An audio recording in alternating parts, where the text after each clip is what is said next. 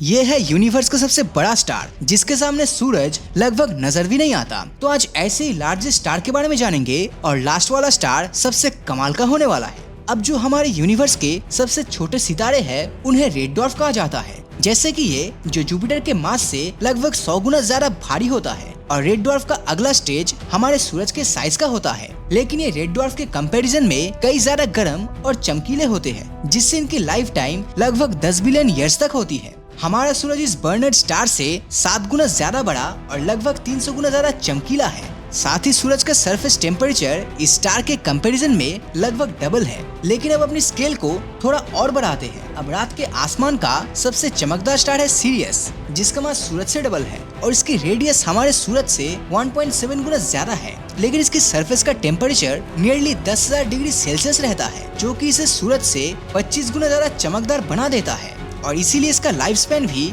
सूरज से 4 गुना कम होकर सिर्फ 2.5 बिलियन ईयर्स तक ही रहता है। बीटा सेंटोरी 2 ऐसे स्टार जिनका मास सूरज से 10 से 13 गुना के बीच रहता है, उसका टेम्परेचर लगभग 25,000 डिग्री सेल्सियस तक होता है। ये है बीटा कैराइना 2 जो 2 मैसिव स्टार्स को कंटेन किए हुए है और इनमें से हर एक स्टार सूरज की पावर से लगभग 20,000 गुना ज्यादा शाइन करता है। लेकिन ये सिर्फ 20 बिलियन साल तक ही रहेगा। इन ब्लू स्टार्स की पूरा जनरेशन उतने टाइम में खत्म हो जाएगा जितने टाइम सूरज को गैलेक्सी का एक चक्कर लगाने में लगता है। R136A1 यूनिवर्स में मोस्ट मैसिव स्टार जिसे हम अभी तक जानते हैं, उसका नाम है R136A1, जिसका मास 315 सोलर मासेस के बराबर है और ये सूरज के कंपैरिजन में लगभग 90 लाख गुना ज्यादा चमकदार है। इसकी ट्रेमेंडस मास और पावर के अलावा इसकी साइज भी सूरज से 30 गुना ज्यादा बड़ा है। गैक्रक्स, इन्हें हाइपर जायंट स्टार कहा जाता है। अब हाइपर जायंट्स बेसिकली यूनिवर्स के मैसिव स्टार्स का जायंट फेज होता है। इनका सरफेस एरिया बहुत ही ज्यादा बड़ा होता है, जिससे कि ये लार्ज अमाउंट में लाइट को रेडिएट कर सकता है। बड़े होने के साथ ही ये खुद में ब्लो भी करता जाता है, क्योंकि ग्रेविटी भी इनकी सरफेस पर इतनी कमजोर होती है कि इतने ज्यादा हॉट मास को वो होल्ड करके नहीं रख पाता। पिस्टल, हाइपर जायंट्स के बाद जो आता है उसे पिस्टल स्टार कहा जाता है, जिसका मास 25 सोलर मासेस के बराबर है और ये एक ब्लू हाइपर जायंट्स है, जिसका नाम इसकी एनर्जेटिक ब्लू स्टार लाइट के नाम से रखा गया है। अब ये कहना मुश्किल है कि ये सितारा कितने टाइम तक जिंदा रहेगा। RHO कैसियोपियाई, जो कि इन ब्लू हाइपर जायंट्स से भी ज्यादा बड़े होते हैं, इन सितारे को येलो हाइपर जायंट्स भी कहा जाता है। इनमें से सबसे ज्यादा स्टडी किया गया है RHO कैसियोपियाई पर। इसका मास लगभग 40 सोलर मासेस के बराबर है और सूरज से इसकी रेडियस लगभग 500 गुना तक ज्यादा है। ये हमारे सूरज से 5 लाख गुना तक ज्यादा चमकदार है और ये स्टार एक शॉर्ट लिव्ड इंटरमीडिएट स्टेट में है। अगर हमारे सोलर सिस्टम में सूरज की जगह पर ये होता तो हमारी धरती इस तारे के अंदर हो जाता। ये येलो हाइपर जायंट इतने रेयर होते हैं कि हम सिर्फ ऐसे 15 के बारे में ही जानते हैं। अब बात करते हैं यूनिवर्स के लार्जेस्ट नोन स्टार जो है रेड हाइपर जायंट्स, स्टीफनसन 218। इससे बड़ा तारा शायद ही यूनिवर्स में पॉसिबल हो।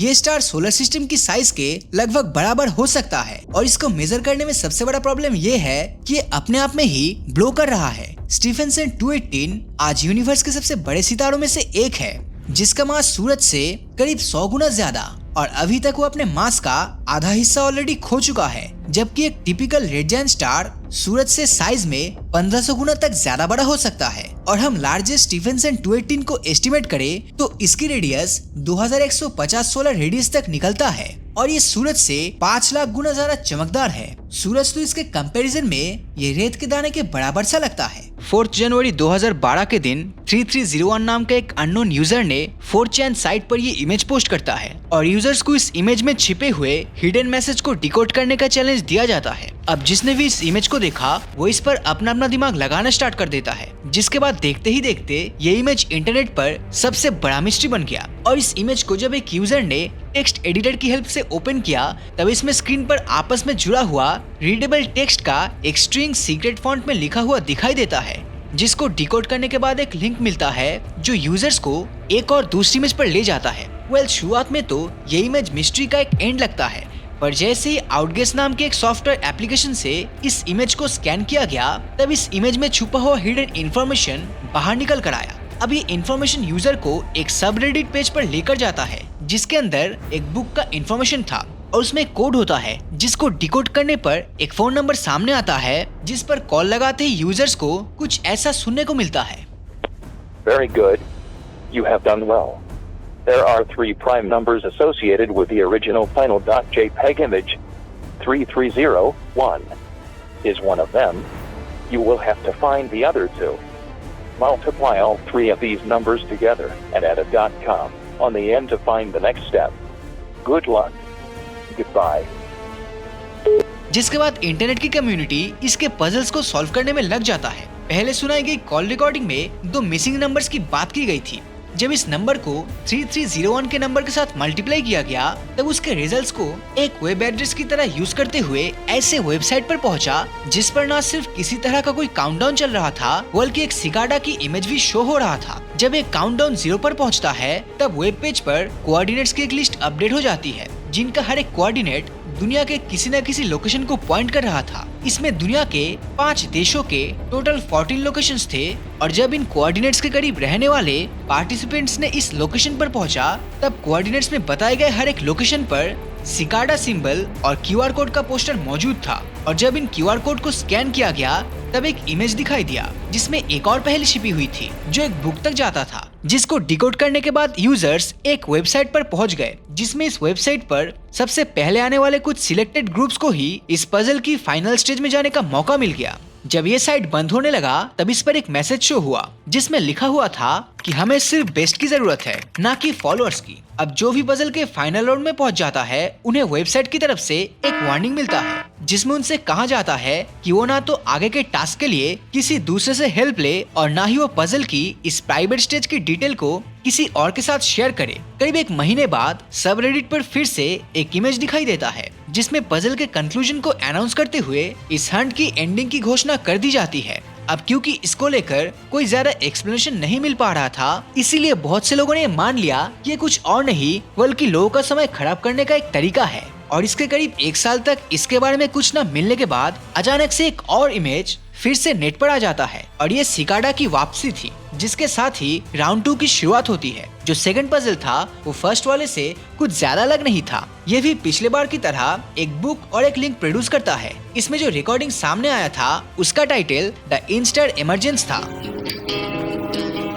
पर यह भी एक पॉइंट पर डिकोड होने के बाद ये फर्स्ट वाले पजल की तरह ही सेकंड वाला पजल भी फिजिकल वर्ल्ड से जुड़ा हुआ था जिसमें पार्टिसिपेंट्स को एक बार फिर से कोऑर्डिनेट्स को फॉलो करते हुए स्ट्रीट पर पोस्टर फाइंड करना था। लेकिन इस बार पिछली बार की तरह 14 अलग अलग लोकेशंस की जगह 8 लोकेशंस थे, वो भी सिर्फ 4 कंट्री में। और इसके डिकोड होने के बाद पहले बार की तरह ही कुछ चुनिंदा लोगों को इस पजल के फाइनल स्टेज में जाने का मौका मिलता है मगर इस बार भी सिकाडा की तरह कोई ऑफिशियल मैसेज नहीं मिलता जिसके साथ ही बिना एक्सप्लेनेशन के ये सेकेंड ट्रायल भी खत्म हो जाता है। हालांकि ये भी इस मिस्ट्री का एंड नहीं था। 2014 की शुरुआत में राउंड 3 की शुरुआत होती है। इस बार भी एक इमेज के अंदर एक मैसेज था और इस बार भी ये मैसेज एक किताब की तरफ जा रहा था और ये बुक एक लिंक प्रोड्यूस करता था और वही होता था जो पिछले 2 राउंड से चला आ रहा था।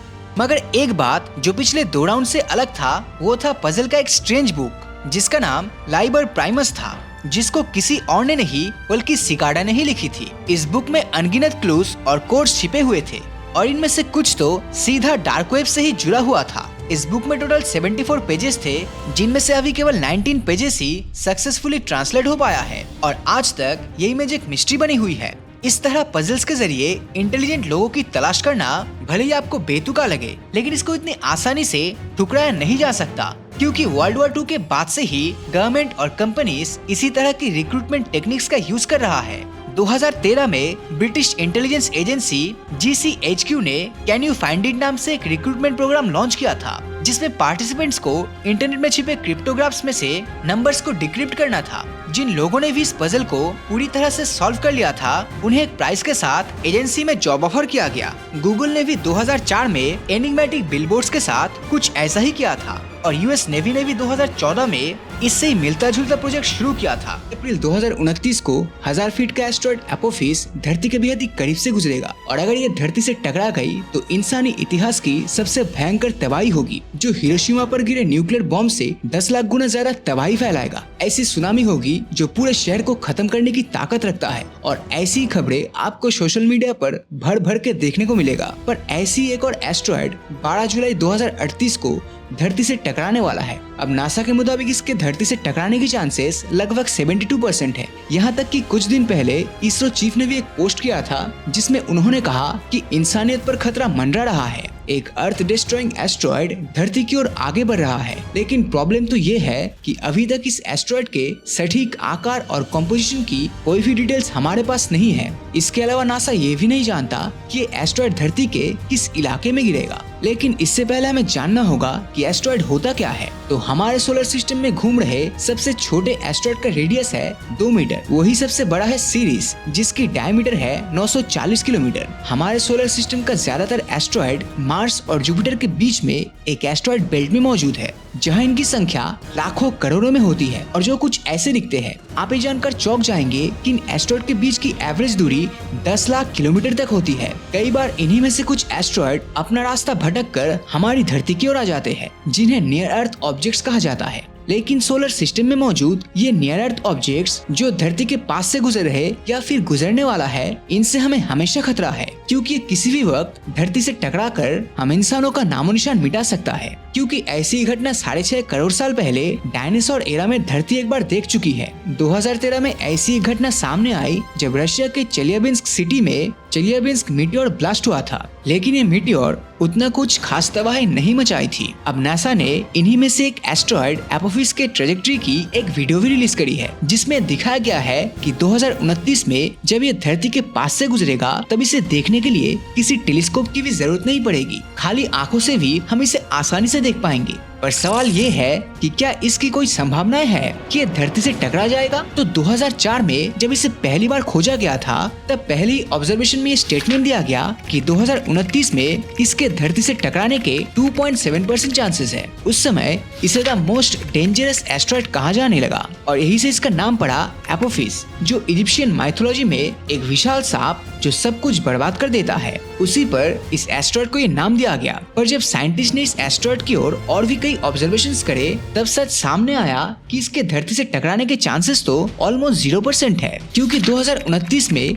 ये धरती के करीब की होल पैसेज से गुजरेगा। अब स्पेस में की होल वो एरिया होता है जहाँ से किसी एस्ट्रॉयड के पास होने से उन पर धरती का ग्रेविटेशनल फोर्स का कोई इफेक्ट नहीं होता। 2029 में भी यही घटना होगी, जिससे कि इसका ऑर्बिट बदल जाएगा और कुछ रिसर्चर्स के मुताबिक शायद 2036 या 68 में ये दोबारा धरती के पास से गुजरेगा। तब इससे खतरा हो सकता है। पर हाल ही में नासा ने ये अनाउंस कर दिया है कि आने वाले 100 सालों में भी ये धरती से नहीं टकराने वाला और इसीलिए इस एस्ट्रॉयड को नियर अर्थ ऑब्जेक्ट की रिस्क लिस्ट से भी हटा दिया गया है। लेकिन अगर सच में कोई विशालाकाय एस्ट्रॉयड धरती से टकरा जाए तो इससे बचने के लिए हमारे पास आखिर क्या रास्ता है? तो इसके लिए साइंटिस्ट ने 3 तरीके ढूंढ निकाले हैं। फर्स्ट काइनेटिक मेथड, दूसरा slow push and pull method और तीसरा न्यूक्लियर मेथड। इनमें से सिर्फ काइनेटिक मेथड पर ही एक्सपेरिमेंट करी गई है, जिसमें एक स्पेसक्राफ्ट को एस्ट्रॉयड पर क्रैश करवाना होता है ताकि उस एस्ट्रॉयड का ऑर्बिट ही बदल जाए। इस मेथड को 26 सितंबर 2022 में नासा के डार्ट मिशन के तहत